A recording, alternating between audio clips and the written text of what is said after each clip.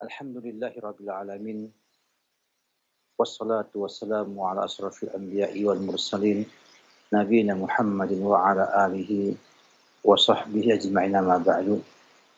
Kaum muslimin pemirsa Roja TV dan juga pendengar Radio Roja di mana antum berada, alhamdulillah kita bersyukur kepada Allah Subhanahu wa taala yang telah melimpahkan dengan banyak nikmat-Nya dan menyiapkan semua kebutuhan kita, menyiapkan semua kebutuhan kita untuk hidup di dunia ini, ya, sehingga kita bisa fokus menunaikan tujuan penciptaan kita, yaitu beribadah kepada Allah Subhanahu wa taala. Allah pernah berfirman dalam Al-Qur'an, "Wa ataakum min kulli ma sa'altumuh wa in ta'uddu ni'matallahi la tuhsuha." Demikian banyaknya, ya, Allah memberikan nikmat kepada kita semua, sehingga Allah berikan semua kebutuhan kita, memberikan semua yang kita inginkan di dunia ini, ya. Dan kalau dihitung nikmatnya itu, maka kita tak mampu untuk menghitung jumlah nikmat yang Allah limpahkan kepada kita. Maka syukur merupakan kewajiban kita semua untuk terus kita lantunkan, kita sampaikan kepada Allah Subhanahu wa taala dengan lisan kita, dengan hati kita, dengan mencintai Allah Subhanahu wa taala dan mengagungkan Allah Subhanahu wa taala, dan juga menggunakan nikmat yang ada untuk ketaatan dan ibadah kepada Allah Subhanahu wa taala. Kita masih bersama solusi preventif yang Nabi sampaikan dalam banyak hadisnya, dalam sikap dan perilaku beliau di dalam rumah tangganya, yang merupakan bagian yang sangat penting dalam meminimalisir adanya problematika di rumah tangga yang kita miliki. Dan berikut juga ada solusi di sana dari Nabi ketika ada di sana muncul problem yang pasti akan menimpa setiap keluarga dalam rumah tangganya. Di antara hal-hal yang penting yang beliau sampaikan dalam sikap, dalam tingkah laku beliau, dalam muamalah beliau kepada para istrinya adalah menunaikan hak-hak muasyarah zaujiyah, hak-hak yang berhubungan dengan hubungan suami istri, ya, secara khusus di dalam rumah beliau. Ini penting sekali karena menyangkut sebuah perintah Allah Subhanahu wa taala, wa'ashiruhunna bil ma'ruf. Ya, wa'ashiruhunna bil ma'ruf. Tentunya ketika Allah Subhanahu wa taala menyampaikan dalam Al-Qur'an sebuah perintah kepada kita semua untuk berhubungan baik, bergaul baik dengan para istri, merupakan sesuatu hal yang sangat penting yang dalam mempertahankan sebuah rumah tangga, dalam menyeimbangkan, ya, kondisi sebuah rumah tangga yang tentunya tidak lepas daripada terpaan fitnah, terpaan godaan, ya, dari syaitan yang berusaha untuk merusak sebuah rumah tangga agar mereka berpisah, mereka bercerai, agar mereka kemudian tidak saling mencintai dan tidak mendapatkan ketenangan di rumah tersebut. Dan demikianlah Islam sebagai agama yang rahmatan lil alamin pun menjelaskan dengan sangat jelas bagaimana, ya, urgensi muasyarah zaujiyah atau bergaul antara suami istri, ya, dan membolehkan banyak hal, ya, dan banyak keadaan. Sampai-sampai dalam posisi haid pun, ya, syariat Islam membolehkan suami untuk bergaul dengan istrinya kecuali, ya, wajima ataupun berhubungan suami istri intim. Kita lihat bagaimana hal ini terjadi ya, karena memang Allah Subhanahu wa taala memberikan kepada kita sebuah nikmat, namun juga sebuah ujian, yaitu adanya syahwat.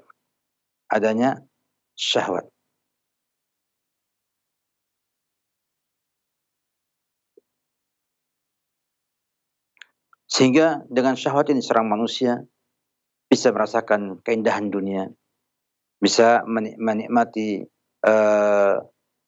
keindahan dunia ini, namun juga bisa membuat mereka terlena dan akhirnya menjadi kufur, meninggalkan ibadah kepada Allah Subhanahu wa taala.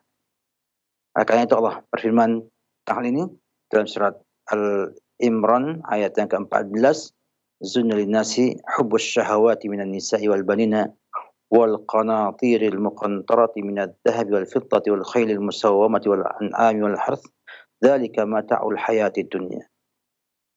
Dihiasi untuk manusia itu hubbus syahawat, cinta kepada syahwat, berupa wanita, anak-anak, ya, harta benda yang berlipat-lipat berupa emas dan perak, kuda perang, ya, ternak, pertanian, dan mengatakan dzalika mata'ul hayatid dunya.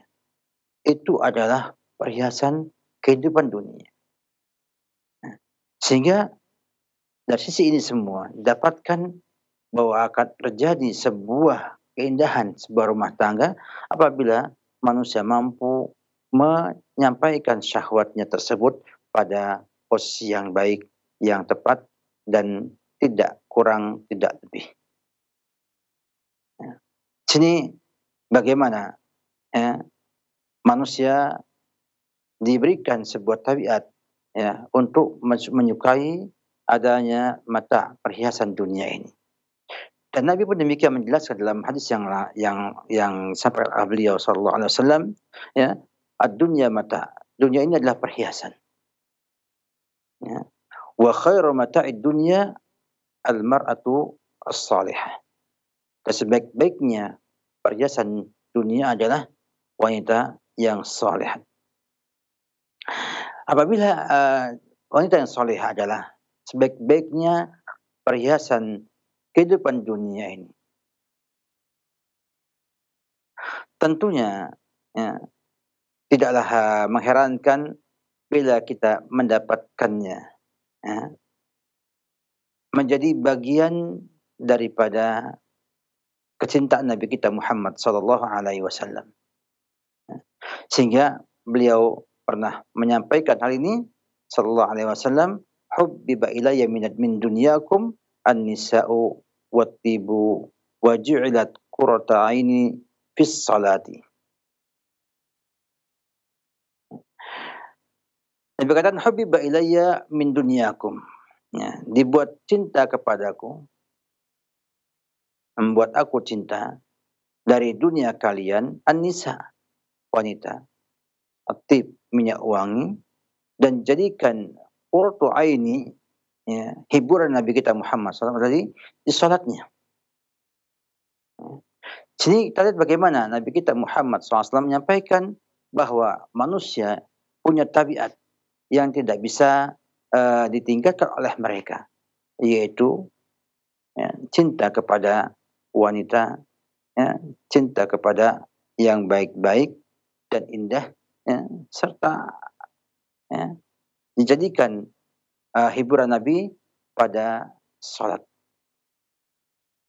Si Nabi kita Muhammad SAW ingin membimbing kita semua, ya, membimbing kita semua, ya, agar kita meninggalkan sikap-sikap ruhbaniyah, ya, atau meninggalkan dunia, tidak mau menikmati dunia, ya, dan fokus dengan akhirat saja.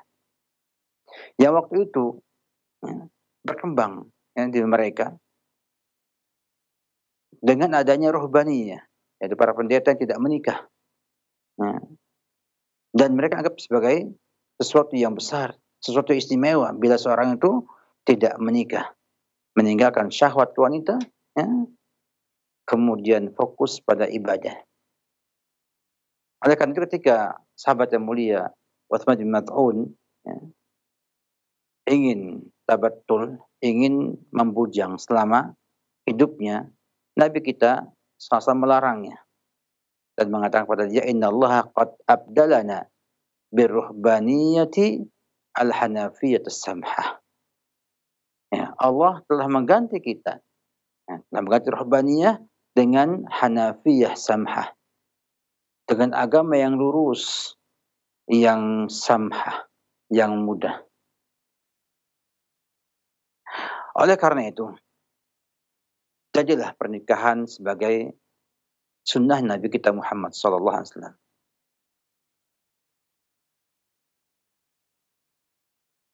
Dan Nabi kita sallallahu alaihi wasallam pernah, ya, berkata keras kepada para sahabat yang ingin tidak menikahi wanita dengan mengatakan, amma wallahi inni la akhsyakum lillah wa atqakum lahu walakin asum wa uftir wa usalli wa arqud wa atazawwaju nisa faman raghiba an sunnati falaysa minni.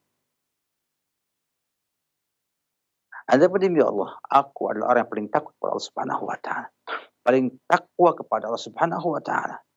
Tetapi aku puasa dan berbuka, aku salat dan tidur, dan aku menikahi wanita. Maka barang siapa yang membenci sunnahku, maka dia bukan dariku. Sebuah ungkapan sangat keras Nabi kita Muhammad SAW ketika para sahabat ingin fokus ibadah saja bagi siang malam dan menganggap adanya sang istri bersamanya akan mengganggu atau menyita waktunya. Dan kalau dipikir, memang demikian. Orang yang fokus ibadah, maka dia berpikir adanya istri yang punya hak-hak harus tunaikan 1, 2, 3, 4, mungkin banyak sekali.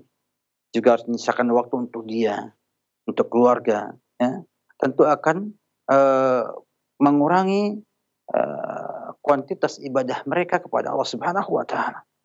Sehingga mereka berpikir alih-alih ibadah ini untuk tidak memiliki istri, tidak menikah.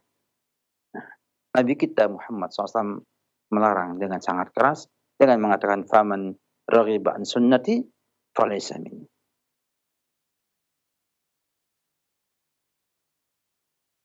Demikian juga Nabi kita Muhammad SAW samping, ya, memperhatikan sisi ini, ya.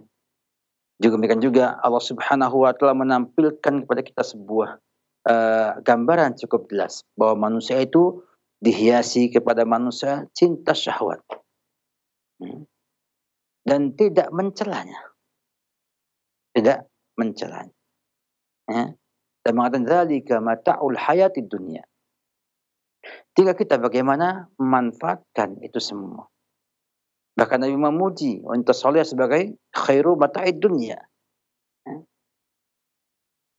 Dalam rangka agar kaum muslimin, ya, bisa berumah tangga, menikah, mencari wanita yang salehah untuk dinikahinya karena ia mendapatkan sebaik-baiknya perhiasan dunia ini.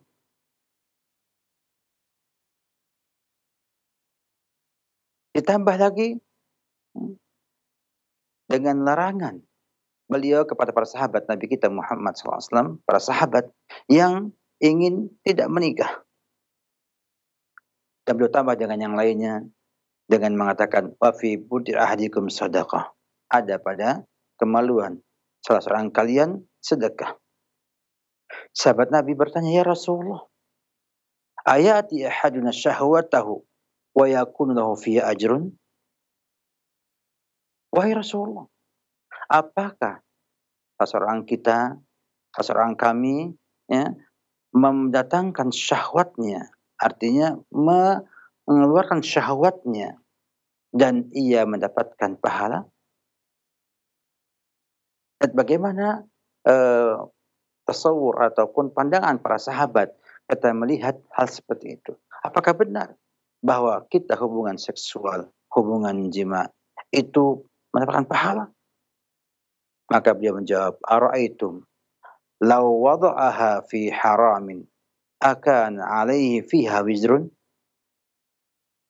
Gimana pendapat kalian wahai sahabat-sahabatku? Seandainya orang tersebut meletakkannya pada yang haram, apakah ia berdosa? Fakadzalika idza wada'aha fil halal kana lahu ajrun. Maka demikian juga jika meletakkannya pada hal yang halal, maka ia mendapatkan pahala.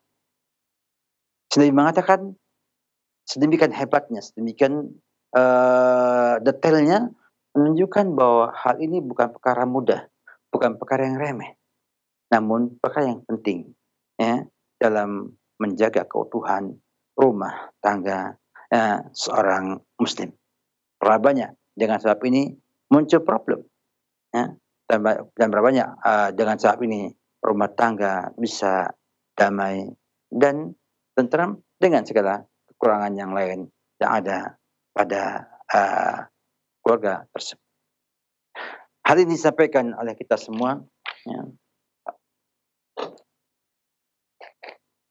Karena Nabi kita Muhammad sallallahu alaihi wasallam telah memasukkan ya, hubungan suami istri sebagai ibadah yang diberikan pahala oleh Allah Subhanahu wa taala. Sehingga siapa ya, yang muqassir ya, yang meremehkan hal seperti ini, berarti dia juga meremehkan penunaian hak-hak yang merupakan bagian yang penting dalam sebuah rumah tangga. Maka Nabi pernah mengatakan dalam sebuah yang lainnya, wa inna lizaujika 'alaika haqq. Sesungguhnya pada istri kalian ada hak atas kalian. Sehingga menunjukkan bahwa permasalahan ini yang tampak tabu dibicarakan oleh sebagian orang, ternyata mendapat perhatian yang cukup besar dalam Islam.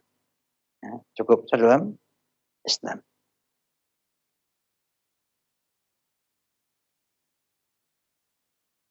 Bahkan Nabi lebih lanjut lagi menyampaikan, lebih dalam lagi menyampaikan, ketika menyebutkan bahwa al-mar'ah salihah, wanita yang saleh itu adalah termasuk as-sa'adah, termasuk dari kebahagiaan.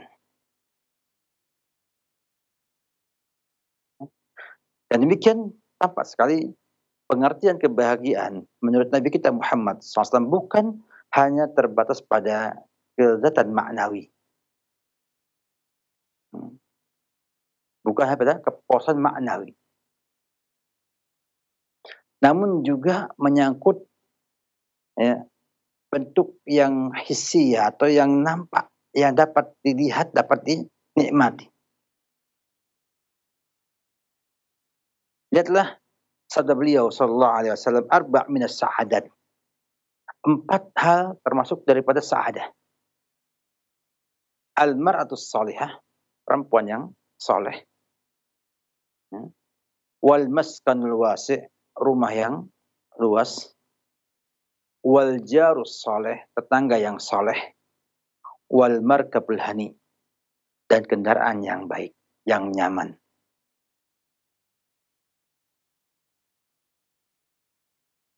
Dan bagaimana Nabi kita menyampaikan demikian sangat jelas sekali bahwa minas sa'adah, kata Nabi kita Muhammad SAW, adalah wanita yang solehah. Nyata orangnya ada fisiknya, ya, terlihat, merupakan sa'adah. Bukan semata-mata kita pahami bahwa bahagia itu adalah hanya sekedar perasaan ma'nawiyah, ya, atau ketenangan dalam hati saja, tidak ada yang fisiknya. Ini ada minas sa'adah al-mar'us salihah. Juga al-maskan al-wasi', rumah yang luas. Wal jarus salih, tetangga yang soleh. Dan al-markabul hani, dan kendaraan yang nyaman. Ini semua minas sa'adat, kata Nabi kita Muhammad sallallahu alaihi wasallam. Kalau demikian keadaannya, bahwa muasyarah bizaujiyah, pergaulan suami istri di rumahnya, merupakan perkara yang penting diperhatikan kita semua dalam rangka untuk mencegah munculnya problematika rumah tangga. Karena ketidaktepatan ataupun ketidakbenaran dalam melaksanakan muasyarah zaujiyah ini, ya, itu akan membuat problem di rumah tangga kita. Akan menimbulkan problematika di rumah kita. Maka solusinya adalah dengan solusi yang preventif. Ya. Diberikan hak-hak dengan baik dalam hal ini, diperhatikan dengan baik dalam hal ini, agar tidak muncul permasalahan yang bisa berakibat kepada perceraian dan yang lainnya.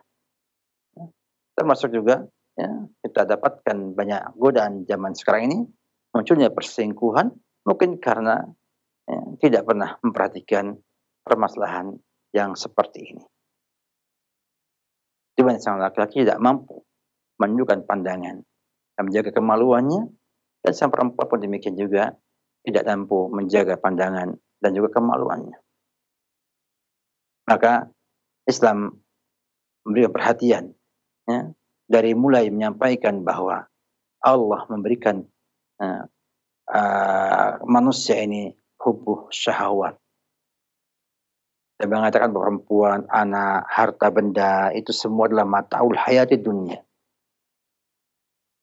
Dan Nabi pun demikian, menyampaikan bahwa dunianya adalah perhiasan, dan yang sebaik-baiknya mar'ah yang salihah. Kemudian Nabi juga menyampaikan bahwa hubbiba ilayya min dunyakum an-nisa wat-tib. Ditambah juga dengan beliau, ya, melarang para sahabatnya untuk tidak menikah, ya, dan menjadikan nikah sebagai sunnahnya beliau dengan lafaz faman raghiba an sunnati falaysa minni.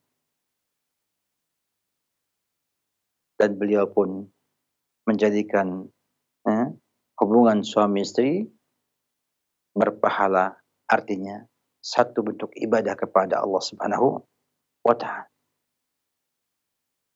Ditambah juga, ya, menyebutkan al-mar'ah salihah sebagai sebuah bentuk kebahagiaan yang akan didapatkan manusia atau kaum muslimin, ya, dalam kehidupan di dunia.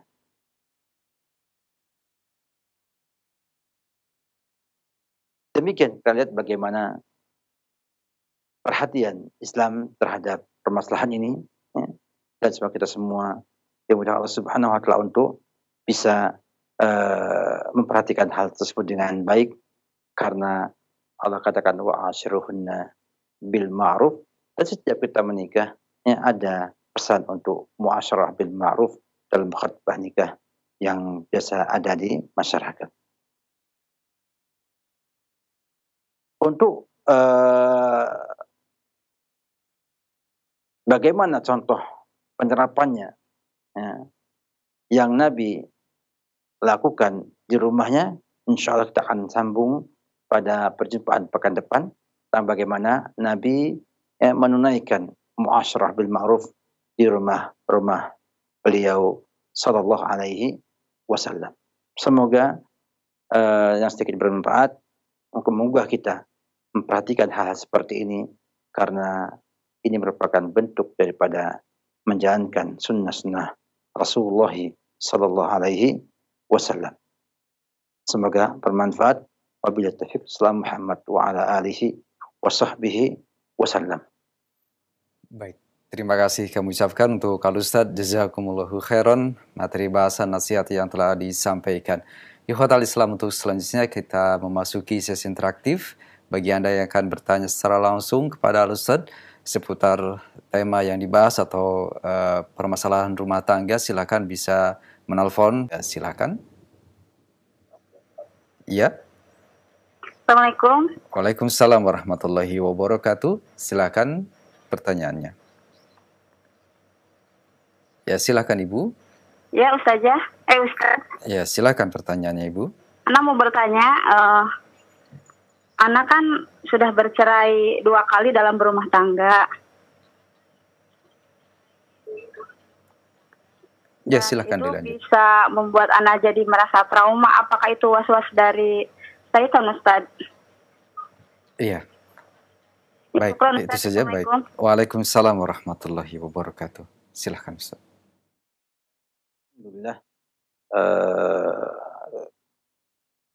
kita di dunia ini emang selalu Allah uji dengan ujian-ujian ya, yang kita kadang-kadang tidak mengerti dan tidak tahu sebelumnya.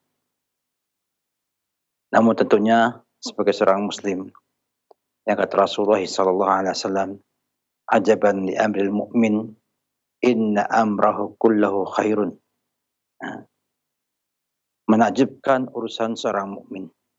Semua urusannya itu baik. Walisa dzalika illa lil mu'min. Dan tidak ada itu kecuali pada seorang mukmin. Apa itu? Nabi sampaikan dengan jelas setelahnya, ya, in asabat darra sabara fakana khairal lah. Ya, kalau menimpanya dia madarat, hal yang merugikan, yang tidak disenangi, yang menyusahkan, dan yang sejenisnya, ya, duka, sedih, ya, maka dia bersabar. Nah, maka itu baik baginya. Atau maka itu adalah kebaikan baginya. Karena dapatkan pahala atas kesabarannya. Sehingga banyak ya dapatkan para ulama soleh dahulu yang mampu mensyukuri musibah yang menimpanya. Dan cukuplah Nabi kita Muhammad sebagai contoh dalam hal ini. Yang bila terkena hal yang tidak diinginkan mengatakan alhamdulillah ala kulli hal. Ya. Dan ketika mendapatkan kenikmatan mengatakan alhamdulillah alladzi bi ni'matihi tatimmus shalihat. Nah, sehingga dengan sabarnya ia mendapatkan pahala. Ya. Kemudian apabila idza asabatum sarra syakara, kalau mendapat kemudahan, nikmat, ya, suka, bahagia dan lain sebagainya, maka dia bersyukur, fakana khairun lah. Maka dia itu kebaikan baginya. Jadi mukmin itu selalu baik dalam semua keadaannya. Maka saudari sebagai seorang wanita tentunya bisa melihat semuanya. Ya, bahwa perceraian yang ada itu merupakan bentuk musibah menimpa. Atau ujian yang Allah beri kepada kita, ujian keburukan. Ya. Tapi sebetulnya kalau kita mampu mengambil pelajaran darinya, kita bisa memperbaiki diri kita. Ini yang paling penting sekali.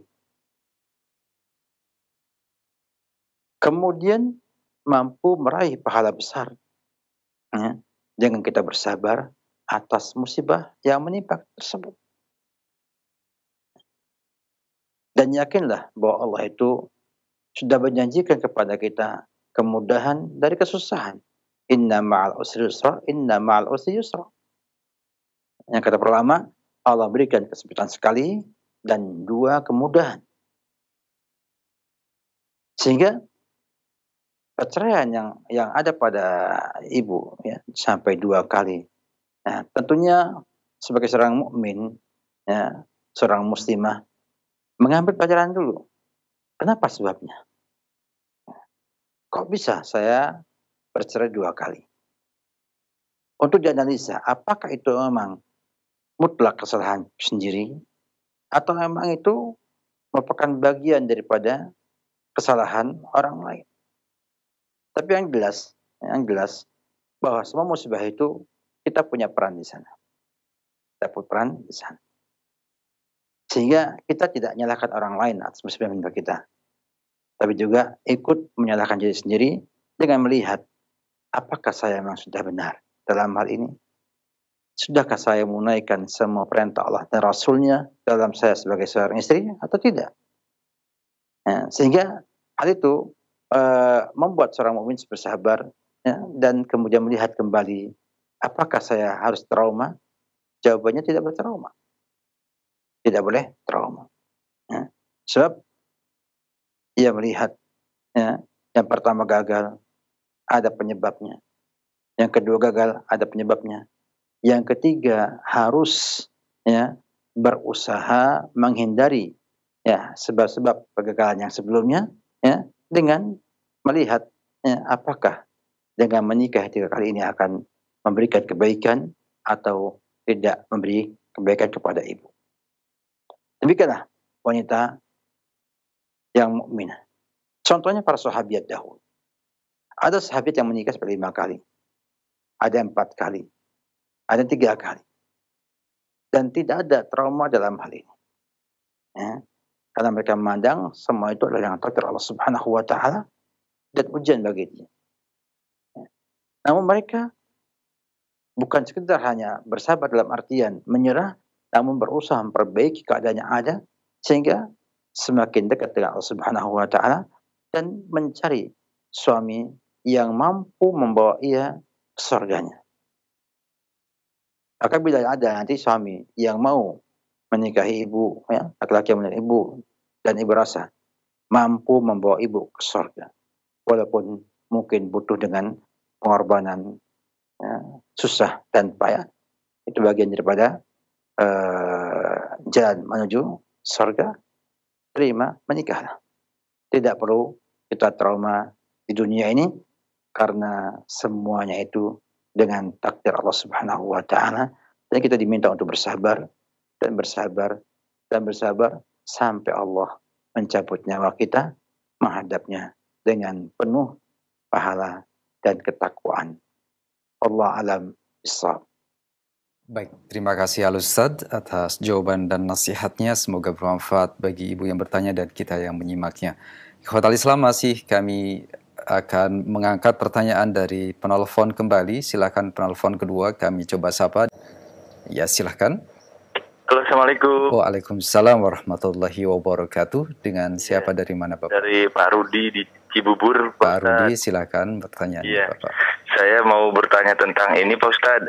Kebetulan saya menegur ibu mertua saya terkait di mana adik ipar saya itu menitipkan anaknya itu dari pagi sampai malam, di mana ibu saya itu kadang mengeluh capek segala macam. Apakah itu dosa Ustadz si adik ipar saya itu?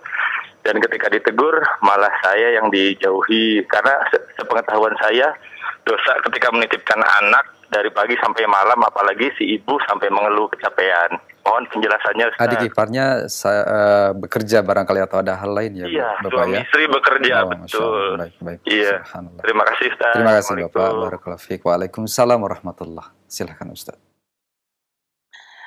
Alhamdulillah Bapak punya rasa sayang sama mertua ya. Tidak ingin melihat mertua susah ya, ataupun mengeluh kesusahan. Tapi ini memang problem yang kita harus cermati baik-baik, dan kalau menegur pun bagusnya dengan cara baik-baik dan musyawarah.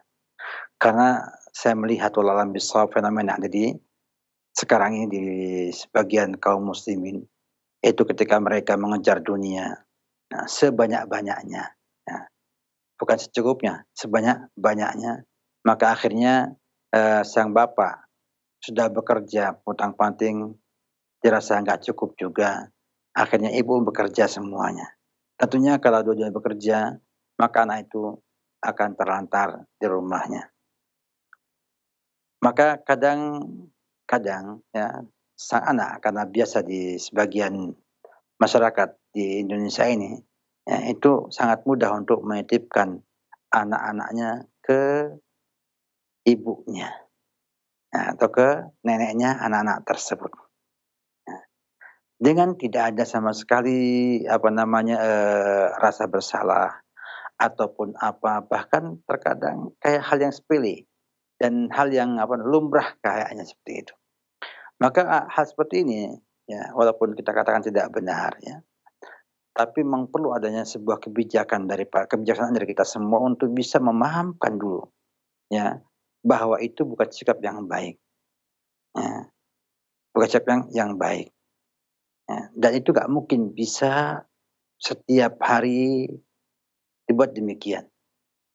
Karena sisi yang pertama, bahwa pendidikan sang nenek kepada cucunya relatif ya lebih kepada perasaan saja.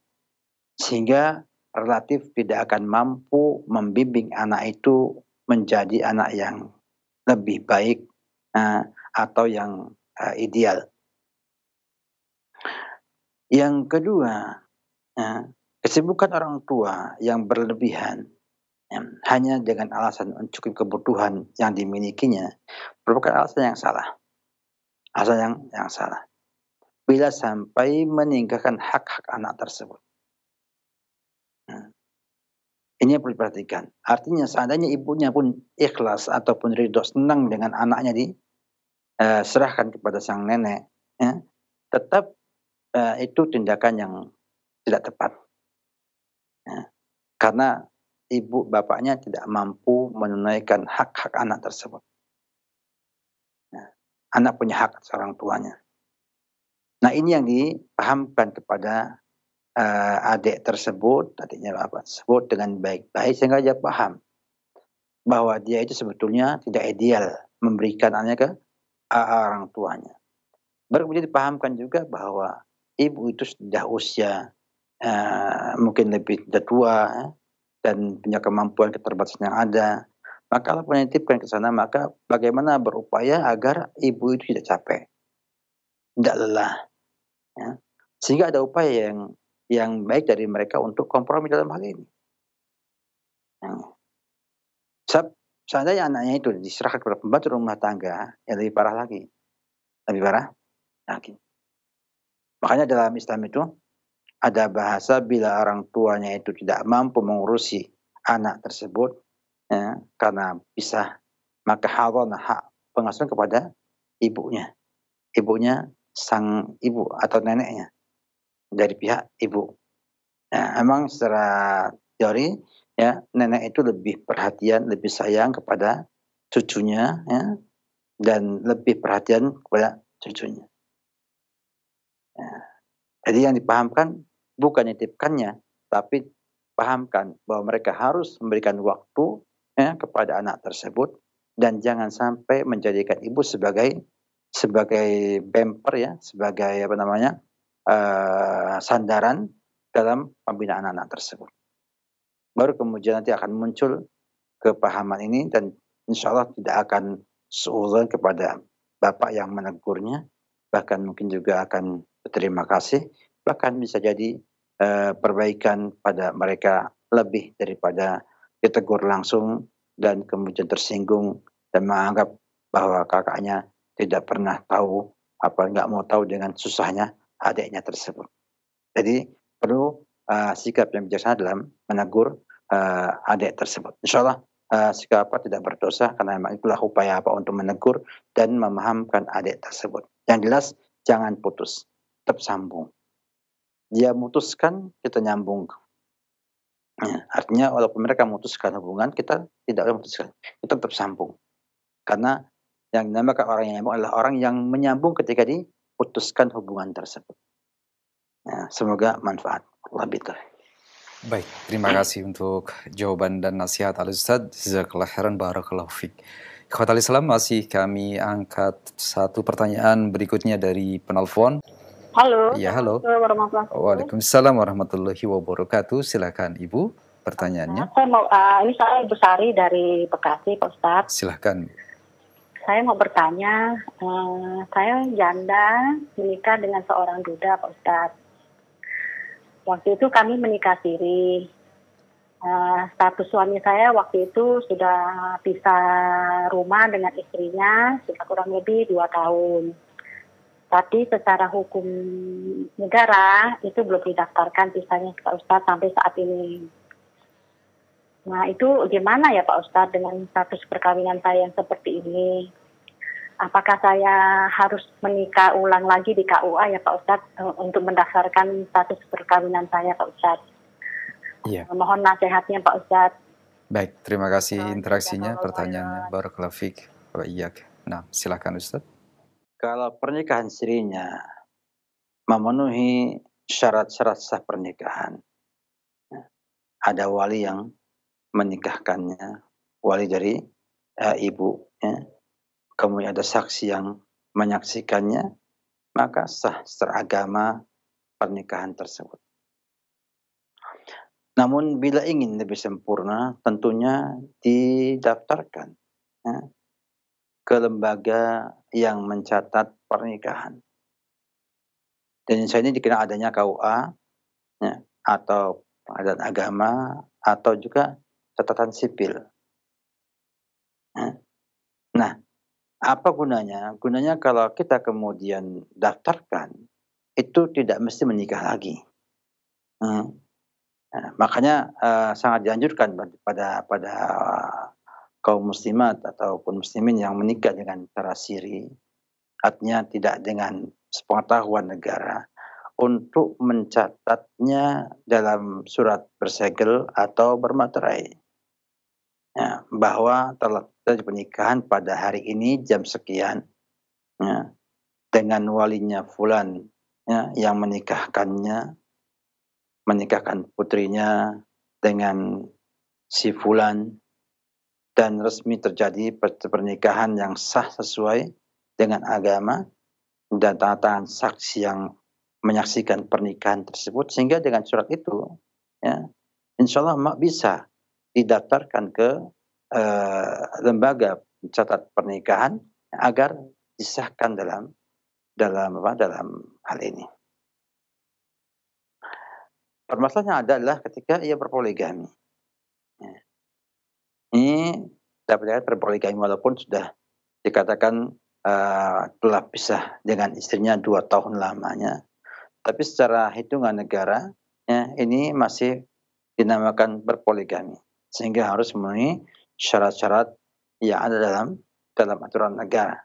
Namun dikatakan dalam kaidah bahwa semua urusan aturan yang dibuat manusia, maka masih ada negosiasi, masih bisa diutak-atik dalam hal ini. Ya, beda dengan hukum syariat yang tidak ada lagi negosiasi, tidak ada lagi utak-atiknya, sudah baku. Tapi kalau aturan manusia masih bisa ya negosiasi dengan cara-cara yang tentunya tidak melanggar aturan negara. Oleh karena itu, pada Ibu bagusnya yang didaftarkan ke lembaga-lembaga tersebut agar resmi secara negara juga, karena nanti banyak hal-hal yang terkait dengan surat menyurat ini kepada ibu dan juga anak-anak ibu nanti. Ya. Maka jangan diremehkan permasalahan legalitas negara, karena itu menyangkut ya maslahat kepada ibu, suami ibu, dan juga kepada anak-anak yang akan lahir nanti. Yang kedua, sampaikan pada suami untuk segera saja menceraikan yang pertama. Karena 2 tahun ditinggal atau dipisah seperti itu bukan hal yang baik. Ya, bukan hal yang baik. Karena selama ia belum pisah dengan sang istri itu secara perceraian yang resmi atau perceraian yang sesuai dengan syariat Islam, maka tentunya ia tetap akan menanggung tanggung jawabnya sebagai suami kepada sang istri tersebut. Dan punya hak atasnya. Wa inna li zaujika 'alaika hak. Nabi kita Muhammad SAW menyangkut hak nafkah lahir dan batin. Maka apabila suami memang sudah lama 2 tahun tidak lagi bergaul dengan sang istri, maka mintalah dia untuk menceraikannya dengan cara-cara yang sudah ada dalam syariat. Ya, sampaikan saja talak kepada dia, kemudian diurus ya, perceraiannya di pengadilan agama, sehingga ibu bisa lebih nyaman ya, dengan hal tersebut. Wallahu a'lam bishawab. Baik, terima kasih jawaban dan nasihat Al-Ustaz. Barakallahu fiik. Selanjutnya kami angkat pertanyaan yang datang dari pesan singkat. Ada pertanyaan berikut. Assalamualaikum warahmatullahi wabarakatuh. Ustaz, mohon nasihatnya. Insyaallah ta'ala kami akan menikahkan anak kami, tetapi calon wanitanya adalah anak di luar nikah. Nanti kami akan menikahkannya dengan wali hakim. Tetapi yang jadi pertanyaan, apakah boleh ketika ijab qabul binti ayah biologisnya disebutkan? Karena kalau tidak disebut dan atau memakai binti ibunya akan menimbulkan pertanyaan bagi kerabat atau saudara, rekan-rekan kami yang ikut menyaksikan, dan dari sanalah kemudian terbuka aib dari calon wanitanya. Mohon nasihat dan penjelasan dari Al-Ustadz. Jazakallah khairan. Demikianlah ya efek buruk dari sebuah perzinahan. Kita kadang berani berbuat, tidak berani bertanggung jawab. Kita sudah melanggar, namun kita nggak pengen mendapat efek pelanggaran kita tersebut. Ini merupakan sebuah teguran kepada semua kita semua untuk hati dengan perzinahan. Karena efeknya sangat berat, sampai pernikahan anak yang kita yang hasil daripada perzinahan tersebut. Saya sampaikan usulan atau solusi dalam hal ini, bahwa sebetulnya tidak disebutkan binti dalam sebuah akad tidak masalah. Karena KUA yang akan menikahkan mengatakan, misalnya saya nikahkan fulanah ini mewakili negara atau mewakili aja niabatan anha sebagai wali hakim atas pernikahan tersebut, dan tidak ada yang dengar, tidak ada yang akan mempermasalahkan, karena disampaikan bahwa nikahan fulan ini ada namanya misalnya Siti, saya nikahkan Siti ini, saya kira nggak masalah. Atau dengan cara yang lebih aman lagi, nikahnya di kantor KUA aja. Di kantor KUA, nikahnya di kantor KUA, sehingga tidak akan menimbulkan efek lebih besar lagi. Tapi seandainya pun timbul masalah atau efek, ya itu adalah efek yang buruk, ya kita sebagai seorang muslim yang mengakui telah bertobat kepada Allah dari kesalahan tersebut, mestinya siap dengan efek yang muncul dari akibat itu, ya. Ini sebuah resiko, ya. Kita mesti berdada lebar, ya. Kita siap menerima resiko yang ada bila itu tidak memungkinkan lagi ditutupi. Artinya, ya, ada cara-cara yang mungkin bisa diterapkan dan itu tidak mensyariat. Tadi menikah di KUA, sampaikan sama KUA terbuka, minta solusinya, ya. Nanti KUA menikahkan di kantor KUA, kan hanya saksi 2 orang cukup.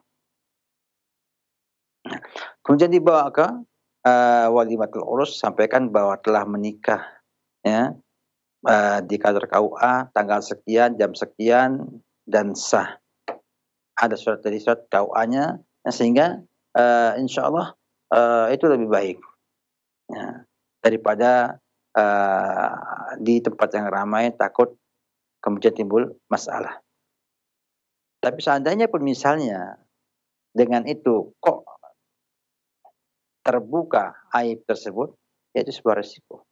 Sebuah resiko yang memang merupakan bagian daripada efek kesalahan yang pernah terjadi. Jadi semuanya hendaknya berlapang dada dengan segala keadaan ada, namun bila ingin ditutupi, usahakan, ya, tidak melanggar ketentuan syariat, ya, dalam hal ini. Karena tidak boleh menasabkan nama bapak yang bukan bapak kandung dengan pernikahan yang sah. Wallahu a'lam bishawab.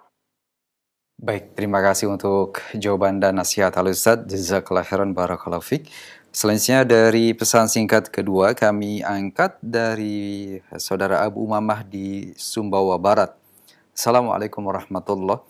Ustadz, mohon nasihatnya, bagaimanakah jika di dalam rumah tangga terjadi konflik, kemudian ada pihak keluarga istri, dalam hal ini kakak ipar, yang turut serta mengadukan permasalahan konflik rumah tangga kepada mertua. Apakah hal ini diperbolehkan, Ustadz? Mohon nasihat dan penjelasannya. Jazakallah khairan.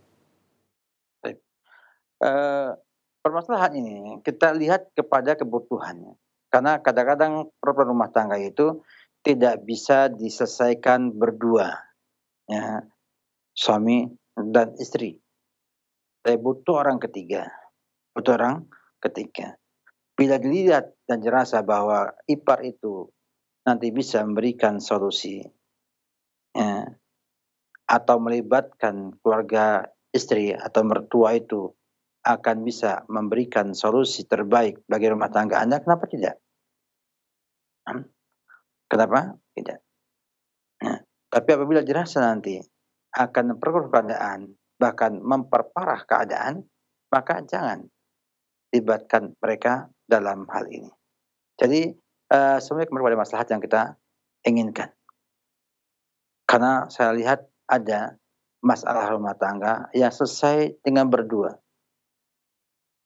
Ya, ada yang harus butuh orang ketiga. Kadang orang ketiga itu orang asing atau orang jauh, ya, bukan kerabatnya ada, mungkin ustadz atau yang lainnya. Atau orang ketiga ini adalah kerabat kita. Ya. Banyak campur tangan ipar itu membuat rumah tangga itu lebih baik. Ya, karena dia mampu menasihati adiknya, ya, dan mampu mengarah adiknya. Atau mampu melerai, ya, dan memberikan solusi adil untuk keduanya. Bahkan kadang-kadang campur tangan mertua pun, ya, itu bagus. Ya. Tapi apabila berlebihan, ya, tentunya bisa merusak keindahan sebuah rumah tangga. Maka antum lihat sendiri bagaimana kondisi yang ada dan pastikan bahwa campur tangan mereka tidak memperkeruh keadaan dan tidak memperparah permasalahan yang ada di antara pasangan suami istri tersebut. Wallahu a'lam bishawab. Baik, terima kasih atas jawaban dan nasihat yang disampaikan oleh Al-Ustadz Barakallahu Fiik. Untuk selanjutnya kami angkat pertanyaan kembali dari pesan singkat. Assalamualaikum warahmatullahi wabarakatuh. Ustadz, mohon penjelasan dan nasihatnya. Ayah saya melarang untuk menikah dan ayah saya sudah sepuh dengan alasan karena tidak ada yang merawat atau mengurusnya. Kemudian saya pun menikah siri tanpa memberitahu ayah. Yang jadi pertanyaan, bagaimanakah pernikahan saya ini ya Ustadz? Dan mohon maaf di sini tidak disebutkan apakah laki-laki atau perempuan yang bertanya ini. Barangkali ada ulasan yang akan Ustadz sampaikan. Barakallahu fiik. Terima kasih Ustadz. Banyak ya dapatkan para wanita ataupun para kaum muslimin yang tergesa-gesa dalam menikah tanpa memperhatikan para wali dan maslahat para wali. Tentunya apabila kita itu mampu bernegosiasi dengan sang wali, baik sebagai laki-laki atau sebagai wanita, tentunya akan lebih baik dan maslahat kalau wali itu menjadi wali pernikahannya. Namun bila wali tersebut ternyata menghalang-halangi, tak ingin keburukan kepada anaknya, maka di sana ada solusi ataupun cara dengan mediasi. Ya, mediasi dengan KUA atau pengadilan agama yang nanti memberikan solusi kepada anak-anak itu, pada pasangan tersebut dan juga orang tua walinya, ya, dalam menyelesaikan masalah tersebut. Dan ini kadang-kadang tidak pernah dipikirkan atau nggak mau susah. Ya, tidak baik ya. Seorang itu ingin mendapat kebahagiaan, namun pengennya semuanya mudah, nggak mau, tak ada masalah. Harusnya tampak bagaimana kita memperjuangkan yang kita inginkan, ya, dengan sebaik-baiknya. Dan para ulama mengatakan bahwa pernikahan tanpa wali tidak sah. Karena di antara syarat sah pernikahan adalah dengan ridhonya wali. Dan wali itulah orang tua pada asalnya. Oleh karena itu, banyak yang saya dapatkan di masyarakat kita yang memudahkan atau meremehkan masalah ini. Sehingga akhirnya mereka nikah dengan wali hakim, itu nggak jelas hakimnya siapa. Ya. Kadang ustadz di pondok, kadang kepala pesantren, kadang juga asal ustadz, kadang juga temannya sendiri. Ya. Itu wali hakim semua kata mereka. Ini juga nggak benar. Ya. Semua itu punya kaidah, punya aturan yang baku dalam Islam. Karena wali hakim itu ya, adalah istilah untuk sultan. Ya, yang kata Nabi, as-sultanu waliyun liman laisa lahu wali. Sultan itu adalah wali bagi orang yang tidak punya wali. Nah, yang namanya sultan itu yang punya kekuatan, yang punya kekuasaan, sultan, yaitu pemerintah. Pemerintah itu yaitu pemerintah dan jajaran yang ditunjuk oleh pemerintah untuk mengurusi bidang tersebut. Kalau pernikahan berarti KUA, pengadilan agama atau catatan sipil yang memang sudah ditunjuk oleh pemerintah untuk mengurusi pernikahan warga negaranya. Itulah namanya hakim, wali hakim. Ya. Bukan semua orang yang mau yang jaga punya ilmu agama adalah wali hakim, tidak demikian. Bila di media pun nggak jadi, ya, maka bisa dialihkan. Ya, dialihkan perwaliannya kepada wali yang abad, yang lebih jauh. Kakeknya, ya, mungkin juga saudaranya, atau juga mungkin anaknya. Ya, kepada yang lebih jauh untuk jadi walinya. Dan itu sudah ada aturannya, ya, sudah ada ketentuan dalam Islam, dan juga digunakan ya, di KUA dalam masalah ini.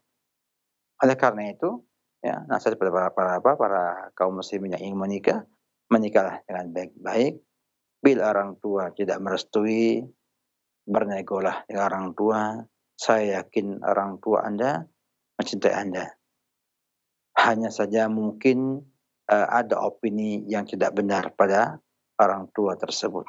Maka perbaiki opininya. Sehingga nanti bisa merestui, ya, dan bisa kalau nggak menikahkan dia bisa merestui dan bisa mewakilkan orang lain untuk menikahkan saudari. Dan biasanya perempuan, ya, karena wali itu yang punya adalah perempuan, bukan laki-laki. Oleh karena itu harapan saya kepada kaum muslimin, ya, bahwa ini jangan dianggap remeh karena pernikahan, ya, tanpa wali yang sah, ya, itu pernikahannya tidak sah. Wallahu a'lam bishawab. Baik, Ustaz, terima kasih. Jazakallah khairan jawaban dan nasihat yang disampaikan. Setelah 3 pesan singkat yang kami ajukan, kami kembali berikan kesempatan bagi Anda melalui telepon. Kami coba sapa untuk Anda. Naam. Silakan. Ya, sudah masuk barangkali? Assalamualaikum. Waalaikumsalam warahmatullahi wabarakatuh. Silakan Ibu ke pertanyaannya, ke inti pertanyaan. Saya mau bertanya Pak Ustadz. Silakan. Itu. Mohon maaf dikecilkan dulu volume TV atau radionya karena ada feedback yang mengganggu, Bu, ya. Iya. Silakan. Iya, Pak. Ya, sudah. Ya, silakan pertanyaannya. Saya mau bertanya Pak, saya sering mengingatkan suami kalau sholat itu supaya tepat waktu karena kerjaannya di ladang. Mantang karet itu. Nah, maksud saya tidak usah dipantang semuanya, terus ditinggal gitu. Tapi suami kadang-kadang marah, tidak bisa tepat waktu itu, paling jam 2. Apakah itu termasuk wawailul musholin, Pak? Iya. Assalamualaikum. Baik, terima kasih Ibu. Waalaikumsalam warahmatullahi wabarakatuh. Silakan Ustaz. Ada permasalahan yang cukup penting, ya, yang perlu kita sampaikan sebelum menjawab ini, yang banyak tidak diperhatikan oleh kaum wanita ketika menyampaikan nasihat ataupun teguran kepada suaminya. Ada bahasa laki-laki itu ingin dihormati, wanita ingin dimengerti. Terkadang wanita pengennya ingin dimengerti saja dan tidak mau tahu dengan suaminya. Sehingga cara menegurnya, kadang-kadang menegurnya itu tidak dengan cara hormat. Sehingga akhirnya sang suami itu terkesankan ya, kayak disalah-salahkan ya, dan akhirnya enggan untuk menerima nasihat sang istri tersebut. Mungkin timingnya atau yang lainnya. Sehingga akhirnya komunikasi yang harusnya bagus jadi berantakan hanya karena ya, cara yang tidak tepat dalam hal ini. Nah, laki-laki punya ego sendiri, ya tentunya tidak mudah ya untuk disampaikan sebuah nasihat, sebuah teguran dari sang istri bila tidak tepat cara penyampaiannya. Ini saya khawatir terjadi seperti itu. Karena orang yang bekerja di kebun ladang biasanya emang sangat-sangat sulit untuk melihat waktu. Ya. Kalau di ladang ya sangat sulit untuk melihat waktu, kecuali mereka yang betul-betul ya tertanam dalam jiwanya iman yang kuat, yang menganggap bahwa sholat di masjid adalah sebuah kewajiban yang besar untuknya. Nah, harusnya sang ibu memulai dengan menyampaikan tentang pentingnya sholat di waktunya, berjamaah di masjid. Ya. Sebab yang tidak punya pemahaman kewajiban sholat jamaah di masjid, maka jangan meremehkan, menganggap remeh waktu. Karena yang punya waktu pasti ya, dalam sholat berjamaah itu di masjid. Ya. Kita saja misalnya, ketika hujan deras, ya, adzan berkumandang, kita nggak wajib ke masjid. Itu kita kadang-kadang sholatnya molor. Artinya memudah-mudahkan untuk tidak tepat pada awal waktu sholat. Ya. Itu pada orang yang biasa berjamaah di masjid, namun ada udzur karena hujan deras tidak ke masjid. Nah, bagaimana bila dia ini tidak menganggap wajib sholat di masjid? Sehingga bagi dia penting kan sholat berjamaah di rumah, atau mungkin yang penting saya sholat. Waktu yang penting jangan keluar dari waktu sholat. Jadi ini penting untuk kita sampaikan kepada ibu juga yang lain-lainnya ya, bahwa sikap sang suami itu mungkin dari sebab pengetahuan dia. Kalau dia memang tidak ada kewajiban berjamaah, maka dia mengatakan ngapain saya meninggalkan kerjaan saya nggak wajib berjamaah. Nah, sehingga pengennya apa? Yang penting tidak keluar dari waktu. Kemudian yang kedua, kalau dia mengatakan memang wajib berjamaah, hanya tidak di masjid, hanya penting berjamaah dengan istrinya, anaknya, atau yang lainnya. Tentunya untuk memudahkan dia meninggalkan pekerjaannya ketika adzan berkumandang, itu juga susah. Tapi kalau dia sudah memahami kewajiban berjamaah di masjid, saya yakin ketika adzan dia sudah pulang. Karena dia mikir bahwa di masjid itu paling pol 4 jam atau 20 menit akan dikumandangkan qomat dan kemudian sholat berjamaah. Sehingga ia berusaha untuk melepas pekerjaannya karena khawatir ketinggalan berjamaah di masjid tersebut. Nah, untuk mengatakan apakah dia itu masuk dalam wailul musallin, Tidak bisa juga kita katakan demikian. Karena pengetahuannya mempengaruhi hal itu. Sehingga semua orang yang sholat masih di waktunya, itu masih dengan sholat adaan. Tidak qadaan. Sehingga akan sulit kita bawa ke sana, karena memang mereka menganggap bahwa mereka tidak melalaikan sholat, mereka sholat pada waktunya, cuman tidak di awal waktu. Dan sholat di awal waktu hanya afdhaliyah atau sunnah saja. Sehingga jangan dihukumi dengan hukuman Bapak ini masuk dalam ayat wailul lil musallin. Atau mengatakan sholat munafik yang dikatakan idza qamu ila sholati qamu kusala. Jangan Tapi dipahamkan sang Bapak bahwa ini ada kewajiban sholat berjamaah di masjid. Nanti baru bisa sholatnya itu di awal waktu. Perlu adanya sebuah cara yang baik dalam menyampaikan itu kepada sang suami. Semoga bermanfaat. Wallahu a'lam bishawab. Baik, terima kasih atas jawaban dan nasihat Al-Ustaz. Demikian Ibu.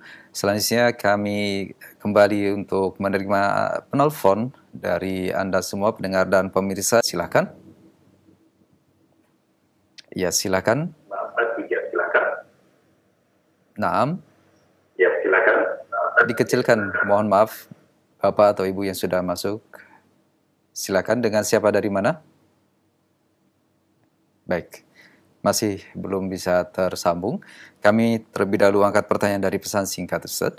Dari Ummu Ubay di Kepulauan Riau yang bertanya, Assalamualaikum warahmatullahi wabarakatuh. Ustaz, mohon nasihat dan solusinya untuk ibu rumah tangga yang kadang berselisih faham dengan suami disebabkan qadarullah karena seringnya istri kecapean dan membuat suara istri agak tinggi di hadapan suami, dan ini memicu selisih faham dan pertengkaran. Mohon nasihatnya, jazakallahu khairan, barakallahu fiik.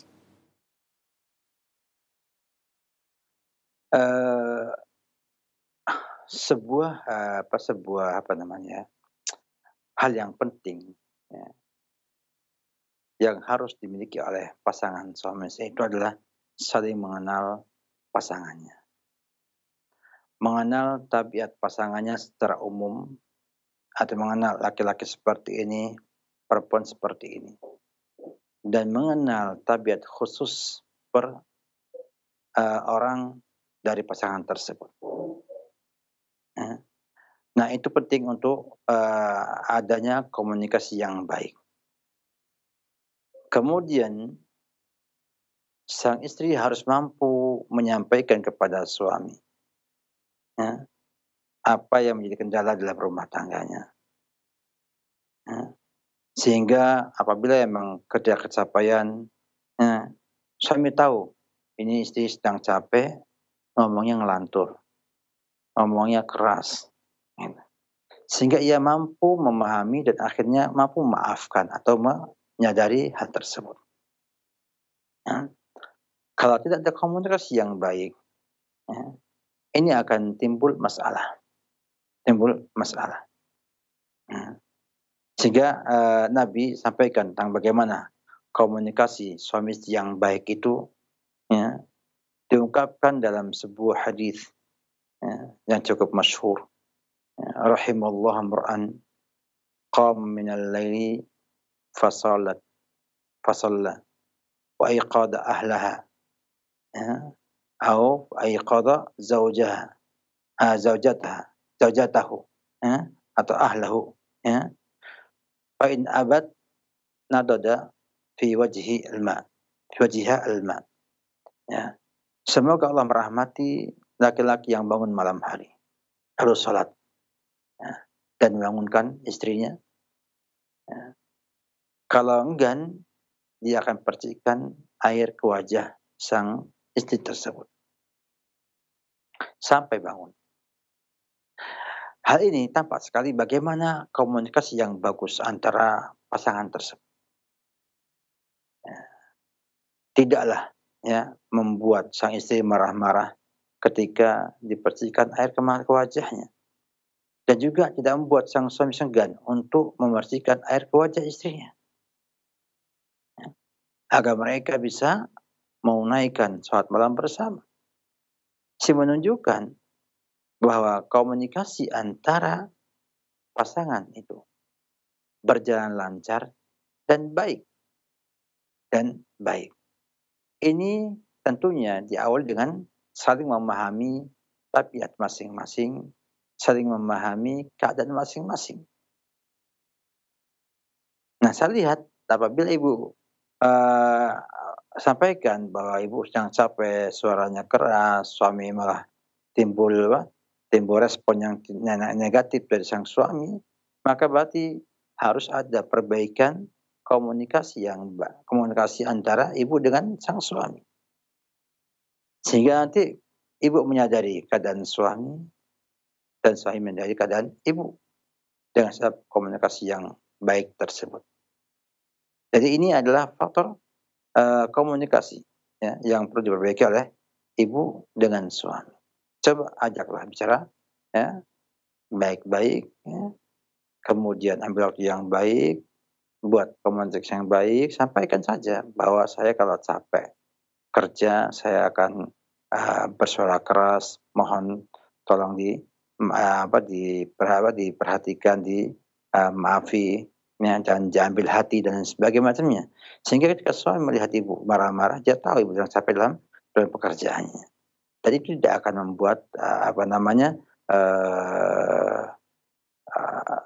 persisihan insyaallah taala bila sudah saling mengetahui keadaan masing-masing. Jadi intinya adalah bagaimana ibu bisa berkomunikasi kepada suami agar suami paham bahwa kalau ibu itu bersuara keras, bersuara ketus, itu tandanya sedang dalam keadaan kelelahan akibat pekerjaan yang banyak.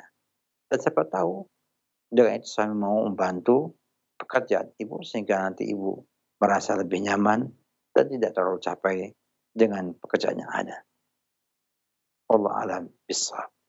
Ditambah juga kalau bisa ya, zikir ya, Nabi nyampaikan kepada Fatimah yang kelelahan bekerja di rumahnya untuk membaca subhanallah 33 kali, alhamdulillah 33 kali, dan Allah Akbar 34 kali. Dan itu cukup bagus untuk menguatkan diri kita, karena zikir itu akan menguatkan jiwa dan juga fisik seorang manusia. Wallahu alam bishawab.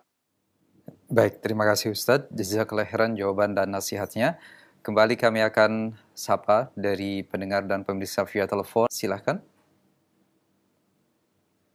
Ya, silakan Bapak atau Ibu. Assalamualaikum warahmatullahi wabarakatuh. Waalaikumsalam warahmatullahi wabarakatuh. Silakan Bapak, dengan siapa dari mana? Dari Tasli, dari Bandung. Ya, silakan Pak Tasli, pertanyaannya. Ini ada seorang bapak yang katakanlah bapak ini mau menikahkan anaknya. Dia beragama Kristen, kemudian anaknya ini agama Islam. Yeah. Kemudian si bapak ini masuk Islam. Masuk Islam, tapi setelah dia mewakili anaknya menikah, setelah berjalan waktu, dia masuk lagi ke Kristen. Nah, pertanyaannya, apakah pernikahannya ini sah atau tidak? Yeah. Itu aja mungkin. Baik, terima kasih Pak Tasli. Barakallahu fiik. Nah, barakallahu. Silakan Ustaz. Wa iyyakum. Nah, silakan Ustaz. Pernikahannya sah. Pernikahannya sah kenapa? Karena bapak itu ketika menikahkan dalam keadaan muslim. Dalam keadaan muslim. Ya, dan kita tidak diminta untuk menanyakan ini muslimnya sungguh-sungguh ya. Karena apa itu masuk Islam, dia menikahkan anaknya, kemudian setelah dia murtad, ya, maka itu hukumnya berbeda. Tidak mempengaruhi akad tersebut. Akad tetap akad. Sehingga pernikahannya sah. Pernikahannya sah, sebab ketika menikah namanya dalam kondisi sudah muslim. Dan murtadnya dia setelahnya tidak mempengaruhi pernikahan tersebut. Allah alam. Terima kasih atas jawaban dan nasihat Al-Ustaz. Jazakallahu khairan, barakallahu fiik. Silakan di kesempatan berikutnya masih kami akan angkat dari penanya via telepon. Silakan. Ya, masih belum tersambung. Kami akan angkat pertanyaan terlebih dahulu dari pesan singkat.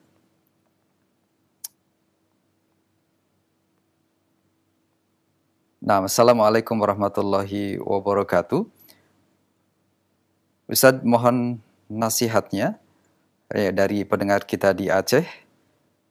Apakah salah bagi saya sebagai istri memberikan nasihat kepada suami agar juga memperhatikan keluarga, istri dan ketiga anaknya?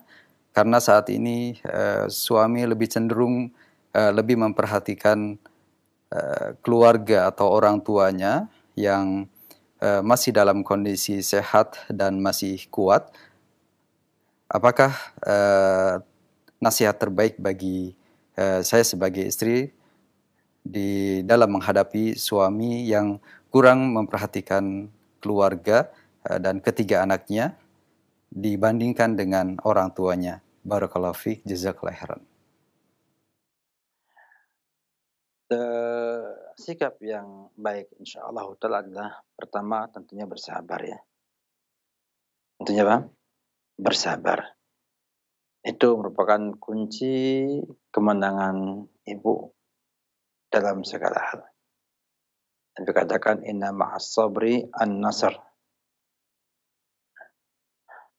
Yang kedua, ya, membuat komunikasi yang baik dengan sang suami.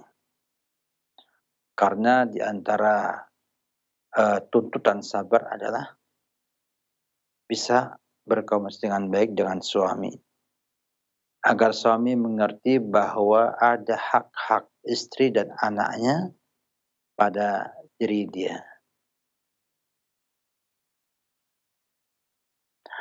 Dan ini bisa langsung, bisa dengan perantara. Yang ketiga, ibu lihat mengapa suami bersikap demikian. Tentu ada di sana faktor pendorong atau faktor yang membuat ia sampai full ya, memperhatikan keluarganya sehingga lalai dari keluarga dia sendiri atau dengan anak dan istrinya. Ini cukup penting untuk diketahui agar nanti bisa mencari solusi, memahamkan suami bahwa ia pun punya kewajiban untuk memperhatikan istri dan anak-anaknya. Mungkin karena pemahaman yang salah. Pemahaman yang salah terhadap birrul walidaini. Sehingga akhirnya ia tidak merasa bahwa ia adalah bapak daripada anak-anaknya, suami dari istrinya. Maka perlu ada pelurusan pemahaman padanya. Atau karena memang desakan kuat dari keluarga dia membuat ia harus perhatian ke sana. Dan ibu tidak memberikan sebuah tarikan agar ia perhatian kepada ibu dan anak-anak. Nah, maka perlu ibu sampaikan dan ibu upayakan bagaimana sang suami juga memberikan perhatian kepada ibu dan juga anak-anak. Karena kadang-kadang sang suami menganggap anak saya itu nggak butuh perhatian banyak dari saya karena mereka cukup mandiri, cukup hebat dan lain sebagainya. Sehingga ia memberikan perhatian yang lainnya kepada keluarga. Nah, opini seperti ini terjadi. Berapa banyak ya suami itu karena husnudzonnya dia kepada istri dan anak-anaknya mengatakan, wah saya sudah mandiri, anak saya juga mandiri, sehingga mereka nggak butuh perhatian saya, tidak butuh bantuan saya. Justru yang butuh adalah ibu saya, bapak saya, adik-adik saya. Sehingga akhirnya perhatiannya kepada adik-adiknya, kepada masalah-masalah keluarganya, itu menyita waktunya, menghabiskan waktunya, ya, dan ia tidak berikan kepada anak istrinya karena opini itu. Karena opini mereka tidak terlalu butuh kepada sang laki-laki atau sang suami tersebut. Ini juga perlu dilihat kembali. Ya. Karena pengalaman pun demikian. Ya. Ya. Banyak pengalaman pun demikian terjadi, dan itu ya, disebabkan karena opini ini. Oleh karena itu, banyak ya yang ngeluh seperti ini, gak hanya ibu ya. Itu terjadi, dan setelah kemudian sang istri mampu memberikan sebuah sinyal ya, kepada sang suami bahwa anak dan istrinya juga membutuhkan perhatiannya, dia akhirnya bisa membagi perhatiannya dan bisa bersikap baik. Artinya tetap perhatian dengan keluarganya tanpa meninggalkan peran ia dalam membantu orang tua dan juga kerabat-kerabatnya. Jadi perlu ada apa? Ada upaya untuk itu. Dan yang terakhir adalah banyak berdoa kepada Allah Subhanahu wa taala agar Allah memberikan hidayah kepada sang suami sehingga ia mampu bersikap baik ya, menunaikan hak-haknya keluarga, hak-haknya istri, hak-haknya anaknya, sehingga nanti jadi bahagian bagi ibu sekeluarga. Wallahu a'lam bishawab. Baik, terima kasih untuk jawaban dan nasihat Al-Ustaz. Jazakallahu khairan, barakallahu fiik. Untuk selanjutnya ada waktu 5 menit ke depan untuk kita berikan kesempatan terakhir dari penelpon. Kami persilakan bagi Anda. Ya, sudah masuk. Assalamualaikum. Waalaikumsalam warahmatullahi wabarakatuh. Silakan. Ya. Assalamualaikum warahmatullahi wabarakatuh, Pak Ustadz. Waalaikumsalam warahmatullahi wabarakatuh. Ya ini begini Pak Ustadz, mau tanya tentang kalau kita itu apa itu kalau orang kalau mulai memperingati gimana Bapak atau Ibu? Sini kalau orang Kristen itu kan kalau dia Lebaran begitu Pak Ustadz. Iya. Nah kalau dia mau memperingati hari Natal kan, apa kita boleh mengikutinya Pak Ustadz? Kalau di sini kan katanya itu kita itu menghormati begitu. Ya, jadi pertanyaannya, apakah boleh mengikuti peringatan-peringatan agama lain dalam rangka menghormatinya, begitu ya? Ya begitu. Soalnya kan kalau di sini ya semuanya begitu, katanya itu untuk menghormati. Di daerah mana? Mohon maaf, domisilinya? Kita ini di daerah Palembang sini Pak Ustadz. Di Palembang ya, baik. Nah, kalau di sini kan semuanya begitu Pak Ustadz. Sudah itu nanti kalau kita orang Islam menunaikan kita Lebaran Islam, ya itu ya sama Pak Ustadz. Ikut merayakan juga begitu ya? Ya begitu Pak Ustadz. Jadi ya bagi kita ya bagaimana kalau tidak begitu ya Pak Ustadz. Iya baik. Ya, Pak Ustadz. Baik, terima kasih atas interaksinya. Barakallahu fiik. Jazakallahu khairan. Silakan Ustaz. Yang perlu kita benahi adalah kata menghormati ya. Menghormati itu tidak mesti mengikuti. Ya. Menghormati tidak mesti mengikuti. Ya. Demikian juga ketika mereka menghormati kita yang hanya punya satu Tuhan, Allah. Toh mereka juga tidak ikut juga mengatakan Allah itu hanya satu. Tuhan hanya satu. Maka juga kita menghormati mereka. Kita menghormati bahwa Nabi Isa adalah Nabi dan Rasulnya Allah Subhanahu wa Ta'ala. itu menghormati. Bila lebih dari itu, namanya bukan menghormati, namun mengikuti. Dan ini nggak benar. Ya, kita diminta untuk tidak mengikuti agama lain. Kita hanya diminta untuk menghormati saja. Oleh karena itu, ya, fatwa MUI Indonesia ya, itu melarang kita ikut serta dalam peringatan tersebut. Nah, karena memang Islam ya punya peringatan sendiri, yaitu Idul Adha, Idul Korban sama Idul Fitri, ya. Dan mereka juga punya acara sendiri. Ya. Kita tidak mengikuti mereka, ya. Sebagaimana juga kita tidak minta mereka untuk mengikuti acara yang kita miliki. Maka ya, tidak boleh mengikuti acara-acara mereka karena bertentangan dengan akidah kita, ya, bertentangan dengan akidah yang kita miliki, ya, dan kita menghormati, ya, dengan tidak mengganggu acara mereka, ya, tidak juga kita mengganggu ataupun mungkin mengobrak-abrik ya acara yang mereka miliki. Mereka lakum dinukum waliyadin. Mereka punya agama mereka, kita punya agama kita. Itu saling menghormati. Saling menghormati.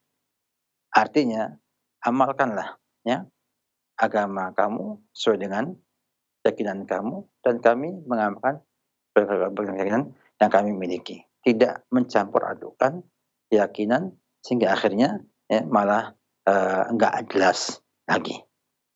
Jadi kita menghormati namun tidak mengikuti ajaran tersebut ya, dengan ikut meramaikan acara-acara mereka. Wallahu a'lam bishawab. Terima kasih Ustadz jawaban dan nasihatnya, dan pertanyaan tadi adalah yang terakhir. Barangkali ada penutup untuk di akhir perjumpaan ini, silakan Ustadz. Alhamdulillah, kita berharap dengan kajian kita ini semakin membuka wacana kita, membuka cakrawala kita, bahwa Allah itu menetapkan Islam sebagai agama yang Allah ridhai, karena memang agama yang bisa memberikan rahmat pada alam semesta.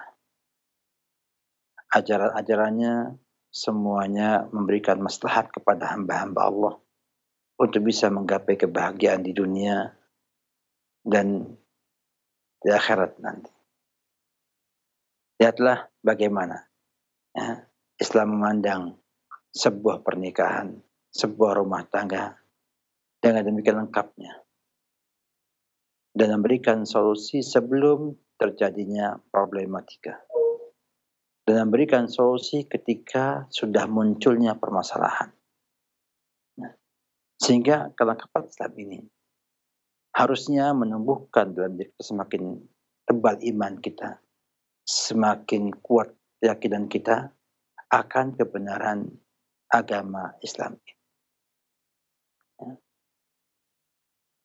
Demikian juga kalau kita melihat kepada contoh Nabi kita Muhammad SAW yang sangat lengkap dan detail sampai masalah rumah tangganya. Maka didapatkan bahwa kita nggak butuh dengan ajaran-ajaran lainnya.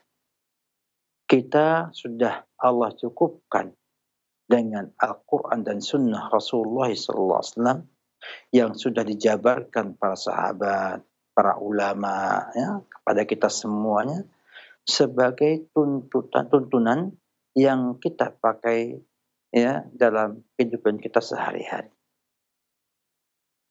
Yang lainnya hanya untuk melengkapi dalam artian untuk menguatkan saja.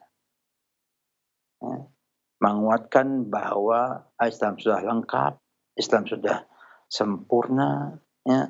Tinggal kita mau tidak mempelajarinya. Ya. Mau tidak bersungguh-sungguh mempelajarinya. Meluangkan waktu, tenaga, harta untuk bisa mempelajari ajaran Islam yang lengkap, yang sangat rahmatan lil alamin. Dalam makna sebenarnya, bukan dalam makna pengertian orang-orang yang mengungkapkan rahmat lil alamin artinya tidak lagi komitmen dengan ajaran Islam. Ya. Artinya kita itu dikata rahmatul alamin, kata mereka, kalau kita itu mau mengikuti agama lain dan tidak komitmen dengan agama sendiri, ini salah. Ya. Justru dengan kita itu komitmen dengan ajaran Islam akan jadi rahmat bagi alam semesta. Contoh sederhana saja, cadar. Kita menggunakan pak istri kita menggunakan cadar, maka itu rahmat bagi alam semesta. Rahmat bagi alam semesta. Kalau dengan adanya itu, maka akan tertutup pintu-pintu perzinahan, ya, yang akan membuat kehancuran di alam semesta ini. Dengan adanya hijab itu, seorang bisa menjaga dirinya dan tidak akan mau, ya, berbuat hal-hal yang bisa membuat orang lain terjerumus dalam perzinahan. Demikian juga orang yang melihatnya ingat dengan Allah, ingat dengan agama Islam, sehingga tidak berani mengganggunya bila punya iman di hatinya. Nah, dan alangkah naifnya, ya, sangat ironis sekali, orang yang mengaku punya ilmu agama, dianggap ulama, dianggap kiai, dianggap ustadz, kemudian melecehkan atau merendahkan satu di antara tuntutan dan tuntunan syariat Islam ini. Nah, oleh karena itu, marilah kaum muslimin sekalian, kita semua berupaya untuk belajar kembali dengan benar Islam, dan kemudian kita berusaha bagaimana menjadi hamba-hamba Allah yang cinta kepada Allah, cinta kepada Rasulnya, dan cinta kepada kaum mukminin seluruhnya. Semoga ini bermanfaat bagi kita semua, dan ucapan syukur kepada Allah, kemudian kepada teman-teman Roja, kru Roja yang sudah berusaha untuk mensukseskan acara ini, bahkan juga kepada teman-teman di studio mini di Ponpes Ukhuwah Sukoharjo yang sudah meluangkan waktu tenaga untuk bisa kerjasama dalam menyampaikan program kita ini. Semoga Allah berkati kalian semua dan juga kita semua, dan juga terakhir kepada pemirsa dan juga pendengar Roja yang setia untuk mengikuti kajian yang ada. Semoga kita semua diberikan hidayah, petunjuk dan taufiknya untuk bisa menjadi muslim yang baik dan soleh. Amin. Ya Rabbal Alamin. Wassalamualaikum warahmatullahi wabarakatuh. Alhamdulillahirabbil alamin.